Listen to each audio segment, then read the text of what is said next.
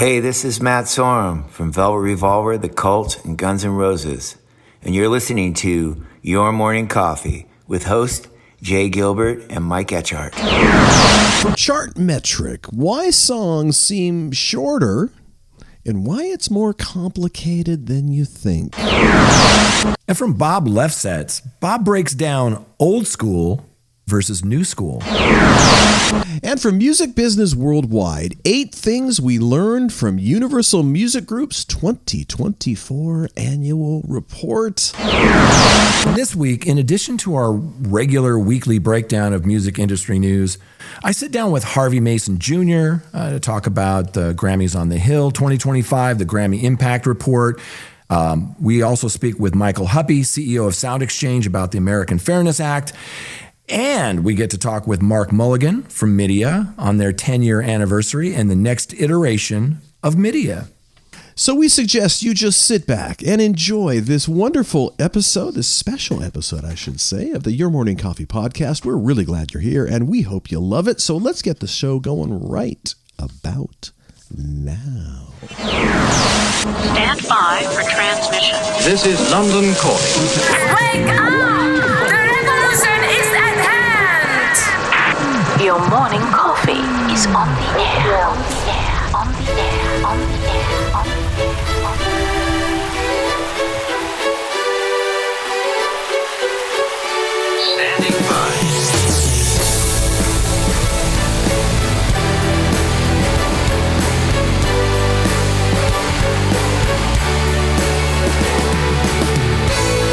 Your morning coffee, the weekly music news for the new music business. It's the highly curated, agitated, advocated, moderated, and liberated digital music information that you need to know. We are your digital music authority. And now from our studios in Hollywood, California, here's your hosts, Jay Gilbert and Mike Etchart.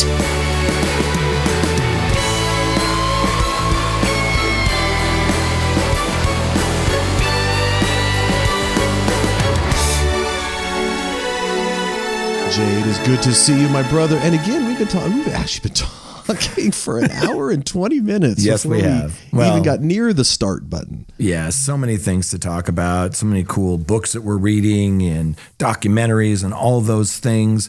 Before we jump into the show this week, I wanted to give a shout out to Glenn Peoples, my co-host of the Behind the Set List podcast. We dropped this Howard Jones episode this week, and it's really good. Howard Jones, he's such a great guy, and it's such an incredible interview.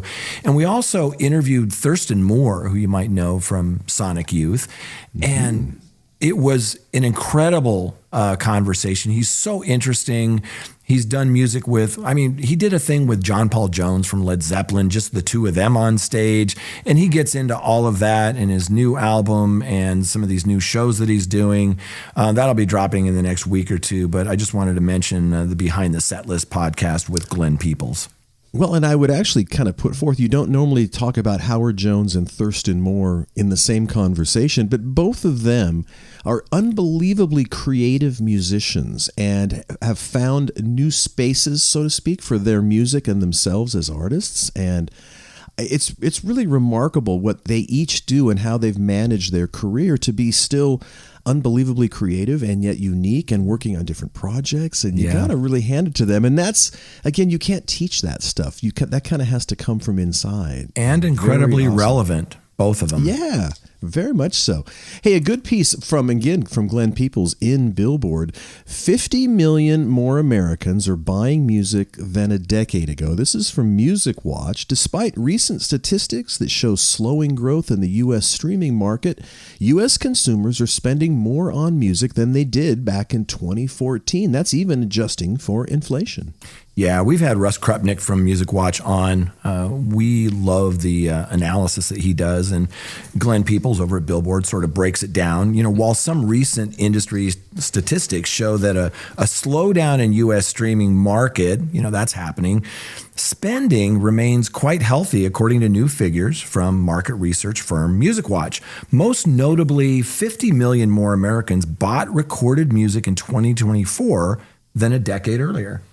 Right, indeed. Products included in that count are on-demand music subscriptions, paid internet radio subscriptions, physical formats such as CDs and LPs, and digital downloads. Some of that increase can be attributed to population growth over the last 10 years, though. Yeah, that total U.S. population, including people under 13 and non-internet users who are typically not counted in market research surveys, they grew by roughly 19 million over that period.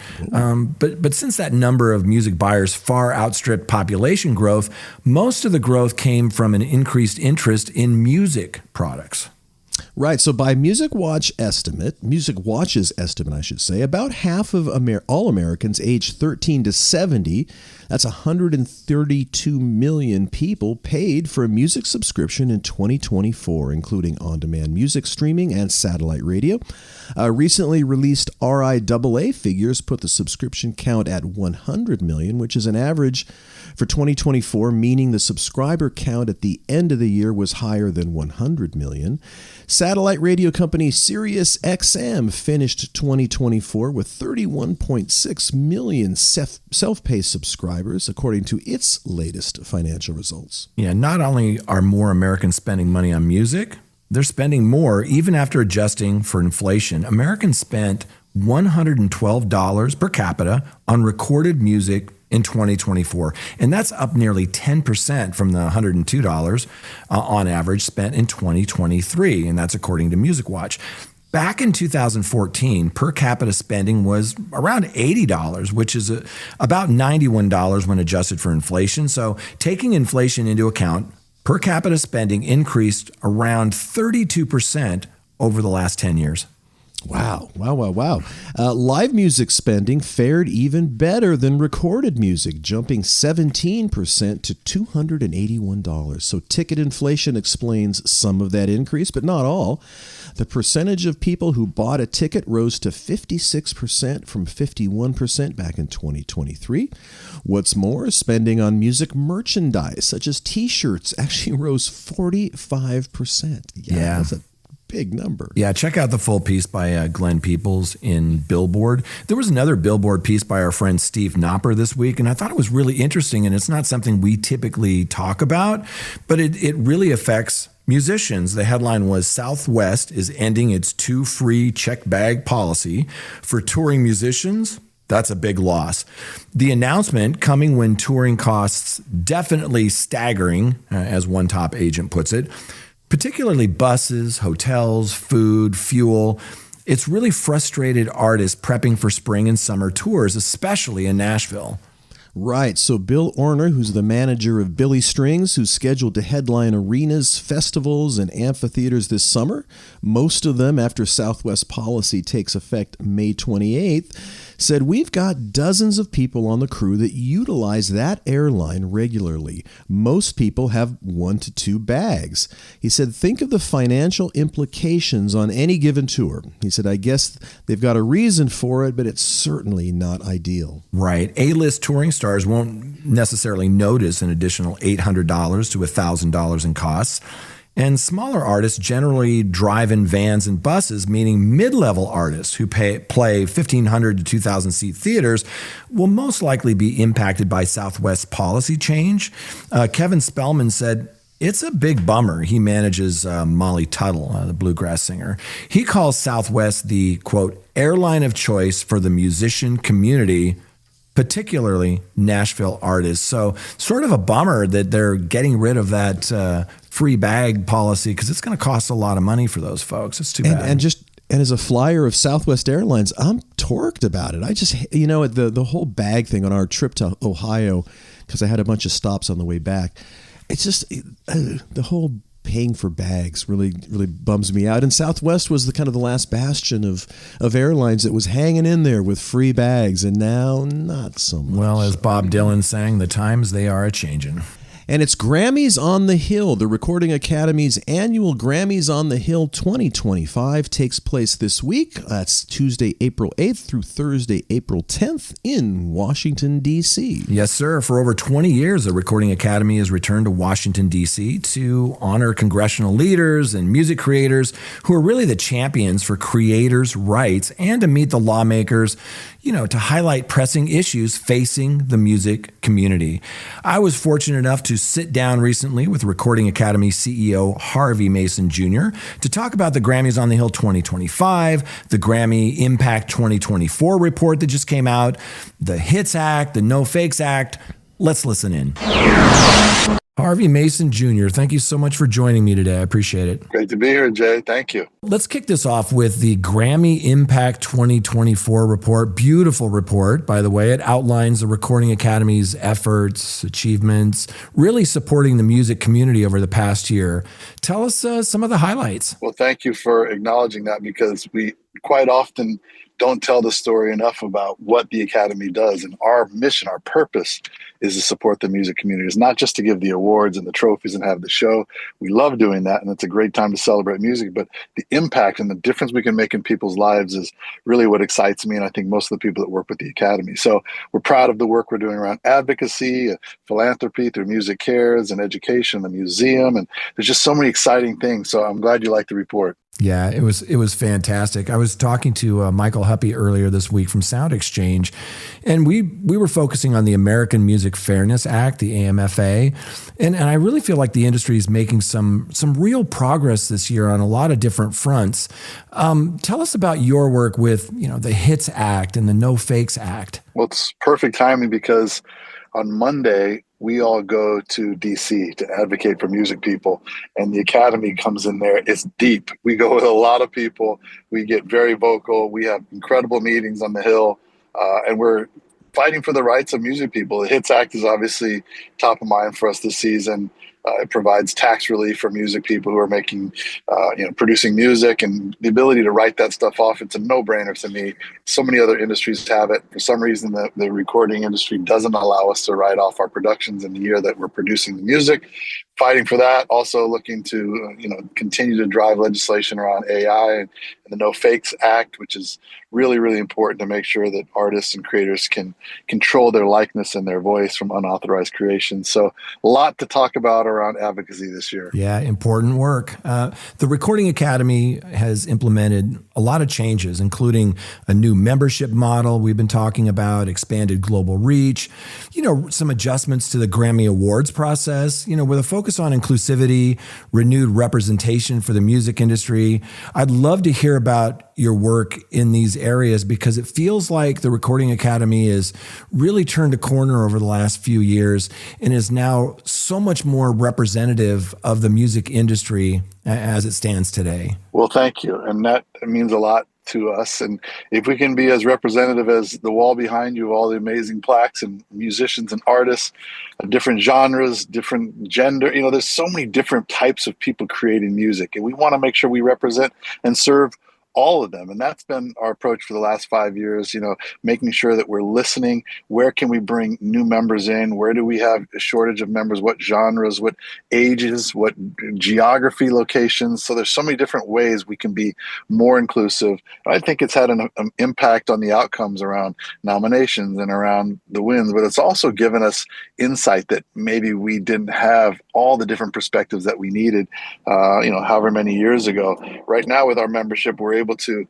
have our committee work be done by so many people, and even our board of governors is populated by obviously our 25 or so thousand members. So having that membership reflective of the industry that we all work in is really, really what's most important, because that drives everything the Academy does. Tell our listeners where they can learn more about the Recording Academy and how they can get involved. Well, please go to Grammy.com/impact to learn about what the Academy does the other 364 days of the year, and then follow us on our social channels. We're talking a lot about how we can help, and we're also encouraging and inviting people to help us. Just this last year during the show, we turned the Grammy Awards into a real purpose-driven event where we raised over $30 million for people who needed help because of the fires and who had lost their studios or their instruments or were unable to work. So this is what the Academy does in addition to celebrating excellence in music every year. Harvey, keep up the great work. Let's talk again.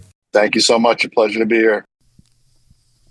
Wow, very impressive. They do a lot more than just hand out the Grammy Awards, of course. The Academy raised over $30 million during the Grammy Awards for individuals affected by disasters like the Southern California wildfires, important advocacy like the American Music Fairness Act, the HITS Act, and the No Fakes Act, focusing on tax relief for music producers and protecting artists' rights. That's right. And speaking of the American Music Fairness Act, this is a subject that's really near and dear to our hearts. We've spoken to Blake Morgan, who's been a cheerleader here and founded the #IRespectMusic campaign that we've talked about. This week, I sat down with Michael Huppe, who's the CEO of Sound Exchange, for an update. Let's listen in. Michael, good to see you. Thanks for joining me again. Jay, always happy to be a guest on your show. Thank you for having us. I am so surprised. I meet people all the time in the music industry, people who should know better, that aren't aware of the fact that performers aren't compensated when their music is played on the radio in the U.S. Tell our audience about the American Music Fairness Act. What does it do? So the American Music Fairness Act is an incredibly important piece of legislation. It addresses one of the biggest inequities in the music industry, in my opinion. It basically would require that AM/FM radio pay for its primary input. Pretty simple. And everywhere, all the rest of the industrialized world, when you hear a performer play a recording on over-the-air radio, they get paid as they should. The U.S. is, for some reason, the only industrialized country in the world where the $12 billion, with a B, $12 billion AM/FM radio industry pays exactly zero to the people that make the music that draw the crowds. So what AMFA does is basically say, look, radio should pay for the primary input just like every other country. And by the way, just like every other platform. Streaming services pay the performer. Satellite radio pays the performer. Music on your, TV, cable TV pays the performer. It is the only platform and in the only country that doesn't pay performers. And what it does, it's mainly about the big mega radio conglomerates, small mom and pop stations, or smaller stations by revenue pay a very low flat fee. So this is really about the big radio conglomerates just paying artists fairly for drawing the crowd. Well, I've read complaints from some of these conglomerates that this will put them out of business. What's the real impact that these stations can expect? Well, exactly what the number would be decided by our copyright tribunal, the Copyright Royalty Board. But here's the thing. The board takes into account all those things. If we were to have a case, because we do these cases all the time with the services that do pay, they look at the profit and loss, the market projections, what are the revenues. By the way, they take into account promotional impact. If the radio stations are able to prove that they're having this promotional impact that's driving sales, then it would create a lower rate.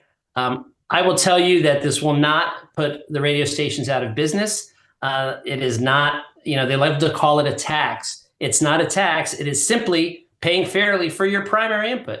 How can our listeners get involved and learn more about the good work that you do at Sound Exchange and learn more about the American Music Fairness Act? Well, they can go to our website, soundexchange.com. We have lots of very accessible materials there for both creators and the general public.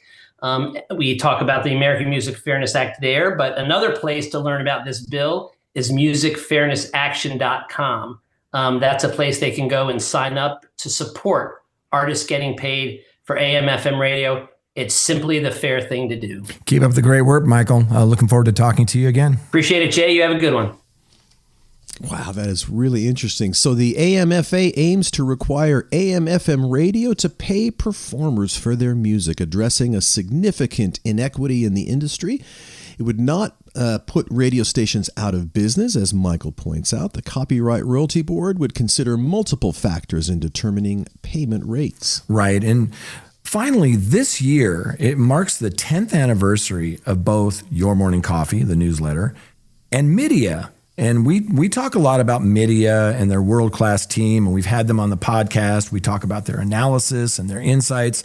They're absolutely world-class. So If you just want data points to fill a slide deck, then a quick Google search or, a DeepSeek prompt, that'll get you what you need. But if you want to truly understand both the business and the culture of entertainment to build winning strategies, then you need to talk to our friends at MIDiA. I sat down with MIDiA founder, analyst, friend of the podcast, Mark Mulligan, to talk about the next 10 years. Let's listen in.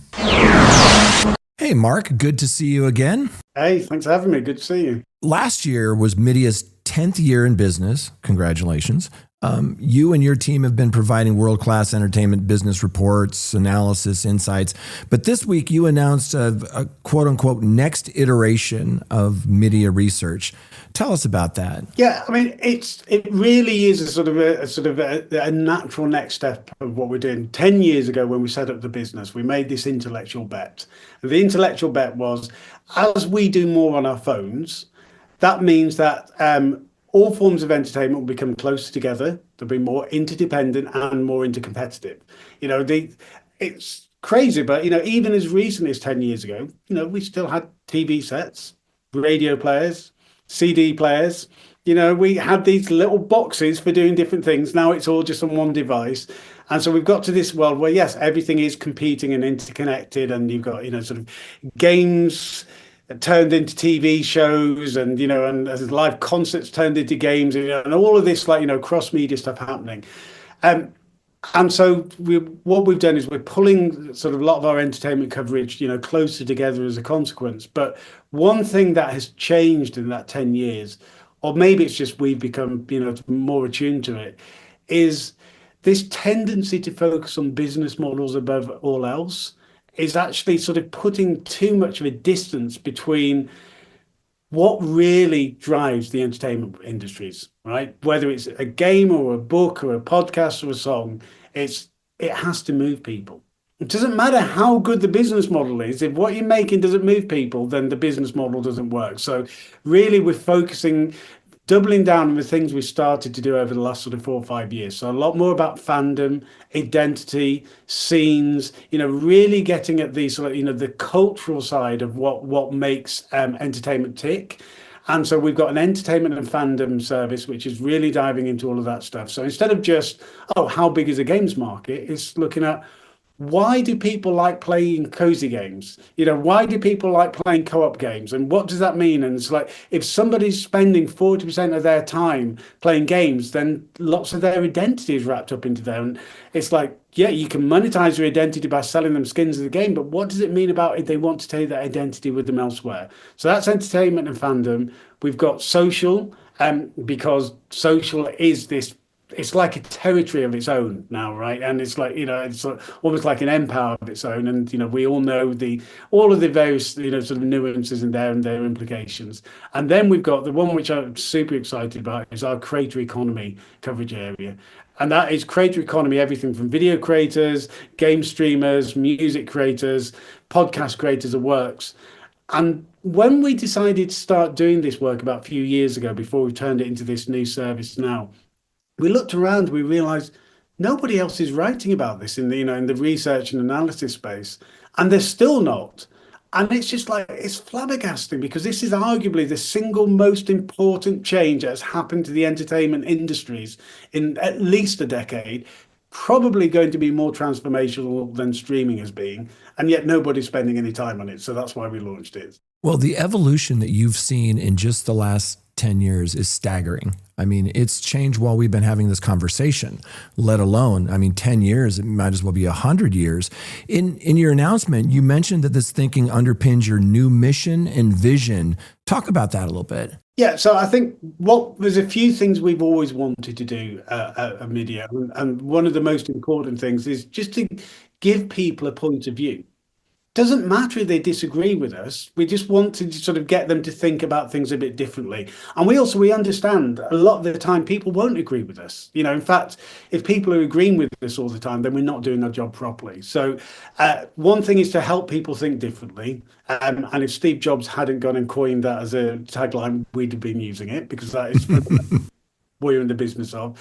Also to help people peer over the horizon, get a sense of the things that might be coming next. So one of the things we do, it's almost like a grand chess master way of of taking analysis. When we build ideas, we have this like framework we build, which is first order consequences. What's going to happen because this has happened?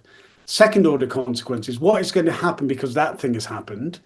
And you're going to have a range of options, so it sort of becomes like a family tree. And then third order consequences. What's the effect of that and that and that? And you've got then like 3, 3, 3, and you suddenly end up with like a row of maybe 20, 30 third order consequences. We then look at all of those and say, if these things were to happen, what would they do to each other?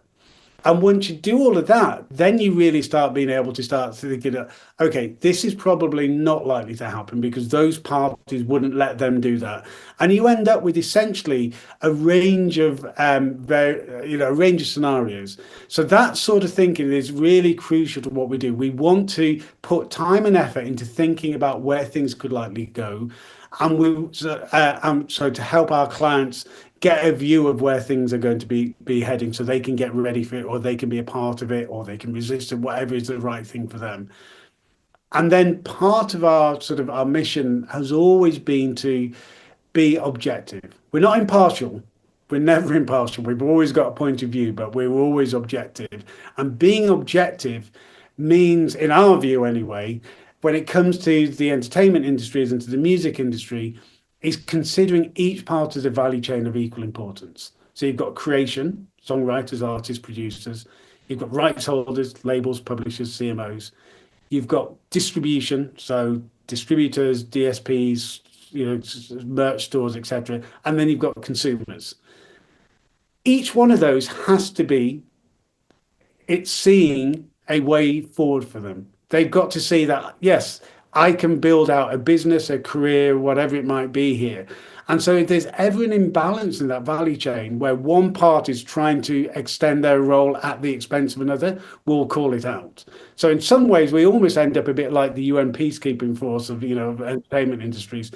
Not that UN peacekeeping forces are very effective these days, but nonetheless, we feel that's our purpose, if you like. It's like we want to make sure that the value chains are balanced, because it is in the interest ultimately of all of them, the parts of the value chain, that it is balanced. Even though, for example, a big record label might say, yeah, but if we put this in place, we're going to get bigger royalties tomorrow. You might do that, but you're going to have a weaker industry the day after tomorrow. Amazing. We're such big fans of your work, and a lot of it is the conversations that it sparks, to your point. Where can listeners learn more about everything that you and your team are doing over there with analysis, insights, consulting, the blog, everything? Where can they learn more, Mark? Yeah, so the number one thing is we have a newsletter. The newsletter, you just go to MIDiaresearch.com, sign up to the newsletter. It's not a newsletter where we try to sell you stuff. It's a place where we put all of our latest blog posts are in there. We often put together videos which are exclusive to subscribers and to newsletter subscribers and clients. We have a bunch of free reports we put out. So sign up to the newsletter. That will give you a sense of who we are. If you want to go deeper and have get a subscription or work with us on a consulting project, consider the newsletter as a first date. Great, Mark. Thanks again, man. We'll talk soon. Excellent. Thanks for having us on. Thank you. Wow, so great to have him on the podcast. I can't believe they've been going for 10 years. Where did the years go? My goodness. Wonderful, wonderful, wonderful. All right, before we get jumping into the stories, Jay, what do you say we thank our sponsors? Boy, we are certainly appreciative of the folks that help us put the show together every week. Yeah, we sure are. We'd like to thank the Mechanical Licensing Collective. The MLC is a nonprofit organization that's making a big difference for songwriters, music publishers, and other rights holders by transforming how they receive mechanical streaming royalties from services like Spotify and Apple Music in the U.S. Every month, the MLC collects the streaming data and the royalties from those platforms. It matches the money to the creator who's earned it and then pays them or their publishers and admin partners the royalties that they're due. To date, the MLC has already distributed over $2.5 billion in total royalties and has nearly 50,000 members worldwide. If you're a songwriter, composer, lyricist with music streaming, or a publisher or admin, you need to become a member of the MLC to ensure that you're not leaving any money on the table. Best of all, membership is completely free, and the MLC pays out 100% of the royalties it receives. Visit themlc.com to learn more. Hey, and every week I get to hang out with my good friend and chat for at least an hour before we even hit record. My good buddy Jay Gilbert, he is a music industry consultant. He is the curator, of course, of the weekly Your Morning Coffee newsletter and a former executive with Universal Music, Sony Music, and the Warner Music Groups, and a damn fine photographer. Thank you. And I get to do this show every week with my good friend Mike Etchart, longtime host of Sound and Vision Radio, formerly of SST Records, Warner Music, Capital EMI, and Universal Music Group. Oh, so long ago, indeed. Well, let's jump into the stories, Jay. The first one, why songs seem shorter and why it's more complicated than you think. This is from Sonia Chen over at Chartmetric. Popular songs are getting shorter with Grammy-winning hits and Spotify chart toppers shrinking in length. But is streaming really to blame? The answer is more complex, with history, genre, and evolving songwriting trends all playing a role. I find this stuff so interesting. You know, from viral TikTok tracks to bite-sized Grammy-winning singles, it appears that popular music is getting shorter than ever, as drawn from Chartmetric's own 2024 Year in Music report, which we covered. The average Spotify charting song was around 3 minutes long, nearly 15 seconds shorter than in 2023. And get this, nearly 30 seconds shorter than 2019. Yeah, so we are also seeing more short song outliers than in previous decades. A standout example is Lil Yachty's 83-second hit Poland in 2022, which reached number 40 on the Billboard Hot 100 and currently has nearly 154 million streams in, yes, 83 seconds. 83 seconds. You know, it may be tempting to blame shrinking song lengths on the short attention spans of listeners in the streaming age. But music journalist, songwriter, and co-host of the podcast Switched on Pop, Charlie Harding, he believes that there are more factors at play than one might expect. He said that this trend of multivariant with lots of influences, it's not just technology, it's not just culture. Right, the most dramatic shift in song length of top Billboard singles in the included years is evident in 1985, back when Careless Whisper by Wham's George Michaels led in the charts at a whopping 6 minutes and 30 seconds, topping the previous year's chart leader by over 3 minutes. Notably, the CD was invented in 1979, and 1982 was the first year that CDs became commercially available, expanding the capacity of the standard listening medium to up to 74 minutes of music. Into the 90s, CD capacity continued to make extended song length and increasingly possible. Over the course of the decade, average song duration increased to 4 minutes and 14 seconds. Right. Differences in song length can largely be attributed to the differences in song structure based on genre, right? Ambient tracks and ballads, for example, lend themselves to longer forms, whereas hip-hop and pop songs are shorter, typically. When it comes to popular genres in recent years, however, it appears that the 5 top genres of pop, hip-hop, alternative, dance, and Latin music, they're all getting progressively shorter on average.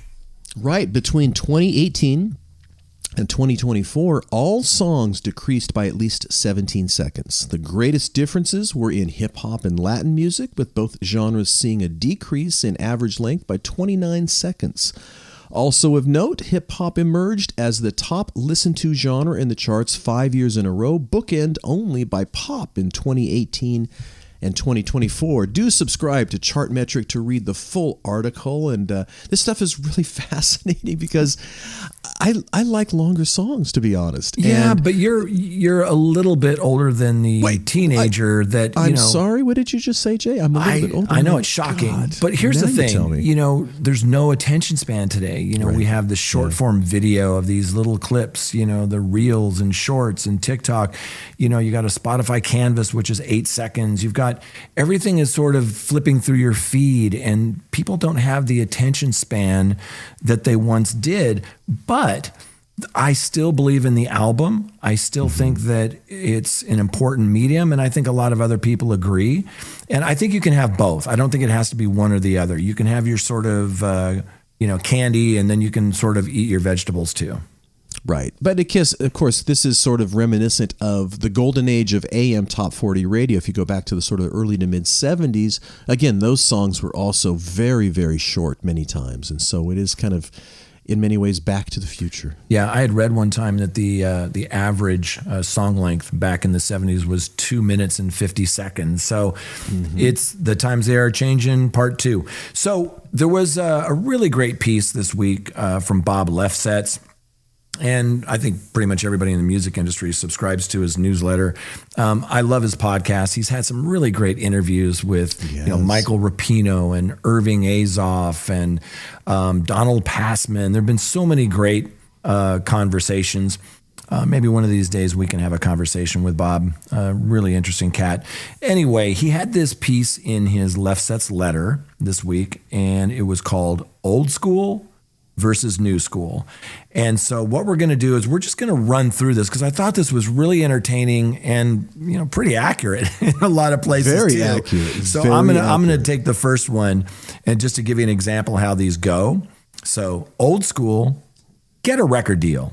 New school, get a fan base. Right. Old school, learn how to play your instrument. New school, learn how to use a computer. Old school, the artist is king. New school, if the label doesn't hear a hit, they won't release your album, and the CEO makes more money than any of the artists. Old school, hire a publicity person to get noticed in print media. New school, do your own publicity online.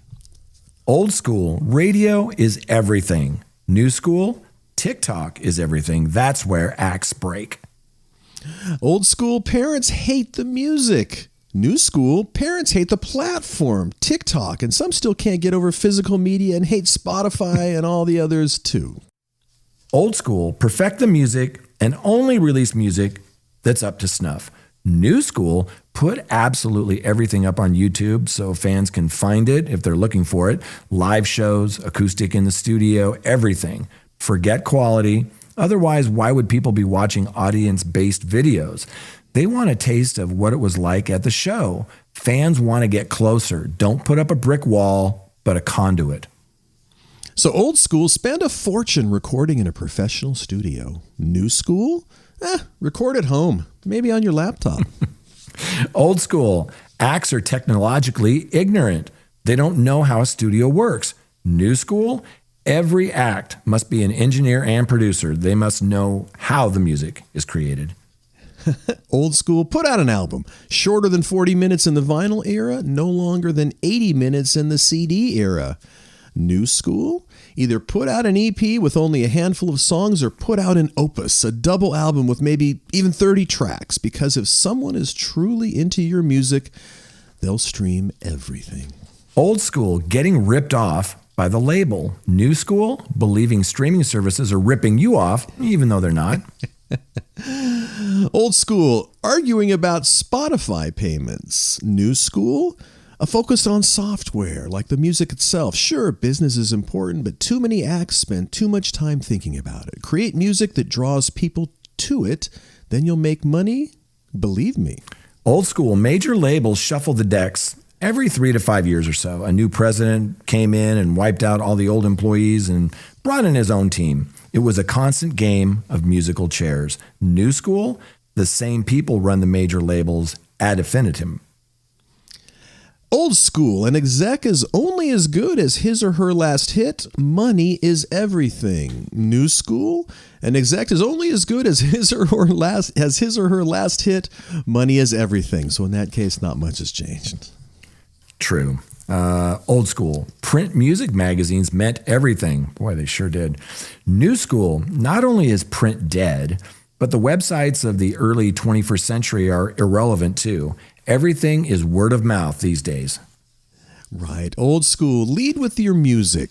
New school, lead with your identity and personality. Your image is just as important as your music. To be featured in the gossip columns means you've made it, Jay. That's why we didn't make it right there. Old school, no endorsements, no sponsorships. New school, where do I sell out? I'm dying to sell out. Isn't anybody going to give me money? Old school, credibility. New school, a bifurcation. There are acts playing the game the old way, building their audience live over years. They are lifers. They truly focus on the bond with their audience. They just don't pay lip service. Credibility is key, and everybody else is in it for the fame and money and will sign anything put in front of them. Old school, stadium shows were rare. New school, stadium shows are de rigueur. There are more people and more acts with huge fan bases, but that does not mean those who do not go to the show care. This one cracked me up. Old school, country sucks. Enough with the rednecks and twang. New school, country is the rock of the 21st century, but there are still a lot of rednecks. Yeah, well, country's cool again. Ask Lainey Wilson. Old school, hip hop is cutting edge. New school, hip hop is long in the tooth, almost a caricature of itself. Old school, rappers got shot. New school, rappers get shot. Oh, ouch. Old school, acts rarely hit past their prime. New school, acts rarely have a hit past their prime. Old school, if you wanted to know what was going on, you listen to a record. New school, everybody gets their information from a different source, but one thing is for sure, they don't get it from musicians. Old school, musicians stood for something. New school, musicians stand for nothing. They're afraid of alienating a potential audience member, hurting their career. Old school, there were few acts who were truly superstars. New school, there are a ton of acts that they keep telling us are superstars, but we can ignore them and sacrifice nothing. Old school, you had to buy it to hear it. And when you bought it, you listened to it over and over again. New school, everything is available at your fingertips, and it's hard to get people to listen to anything, never mind all the way through more than once. Old school, very few could be successful musicians giving up their day job. New school, everybody thinks they're entitled to be a successful musician and give up their day job. Yeah. Old school, you showed off your record collection. New school, it's all about experiences, and you post pictures of them online. Right. Old school, labels kept the club scene alive. New school, the labels don't want to spend, and neither does the public. If there's no heat on the act, they're not interested. Old school, you know all the hit acts, even if you didn't like their music. New school, acts can sell out arenas and you've never heard of them, never mind heard their music. Old school, the charts were manipulated and not to be trusted. New school, the charts are manipulated and not to be trusted. Well played, Bob. Old school, the tour was an advertisement for the album. New school, the album is an advertisement for the tour. Old school, recordings were everything. New school, playing live is everything. You may not even need a record, or one every 5 years maybe, assuming your show is not identical every night. People will know songs that were never laid down on tape or hard drive or solid state drive from going to the gig and watching on YouTube. Yep, old school, music was everything. New school, music is a sideshow. Old school, music saved lives. New school, money is everything. Don't let anybody tell you otherwise. Well, you can subscribe. We won't tell you otherwise. So you can subscribe to the Lefsetz letter over at Lefsetz.com, and we suggest you do so because Bob is nothing if not entertaining every time he releases a newsletter. Yep.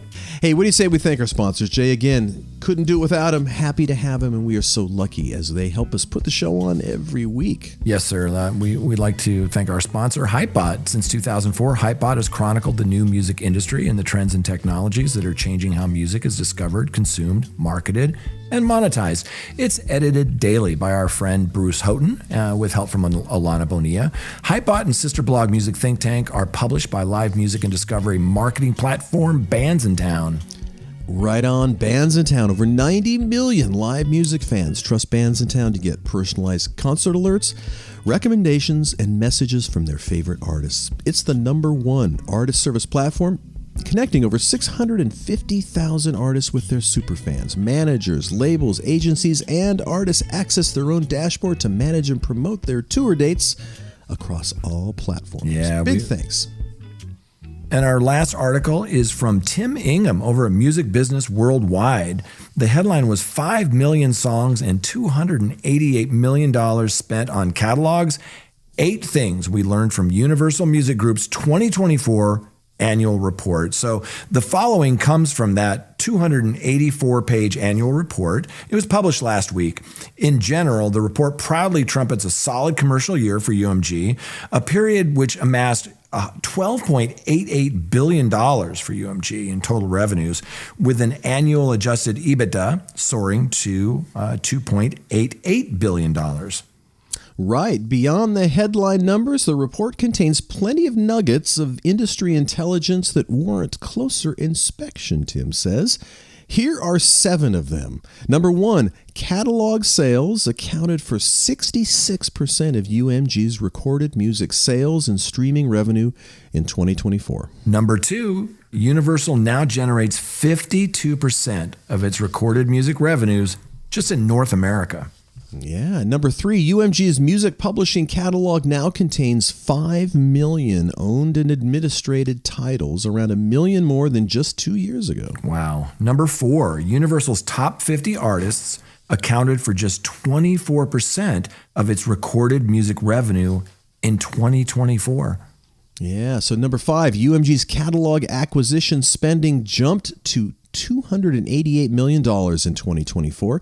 It spent a further 9-figure sum to buy stakes in various companies. Yeah, it's all about the market share. Number 6, Universal employs over 10,000 people across more than 60 territories. Wow. And number 7, artist cost reached $5.9 billion in 2024. These costs include royalty expenses, including those applied against unrecouped artist-writer accounts, advances to new and unproven talent that are immediately expensed, and write-downs on any advances deemed unrecoupable. Well, Jay, very interesting numbers from our former employers over at UMG. And, Yes. I as I was reading this, I'm thinking back, I wonder how many employees they had when we were there back in the day, not that long after the merger. Yeah, and I 10,000 wonder because it could have been like that been more, because remember back in the day when physical was king, we had branches everywhere. We had staffs everywhere in all these different territories.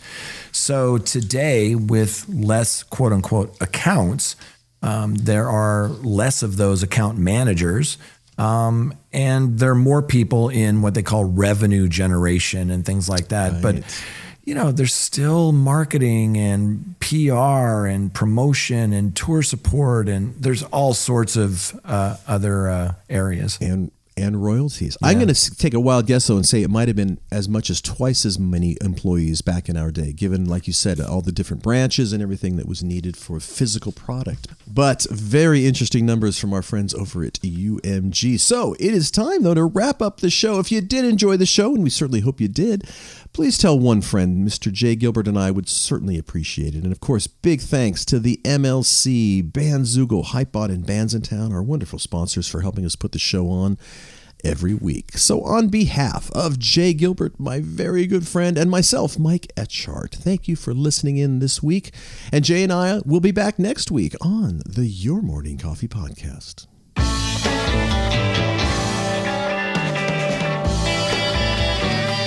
You've been listening to Your Morning Coffee, the weekly music news program for the new music business.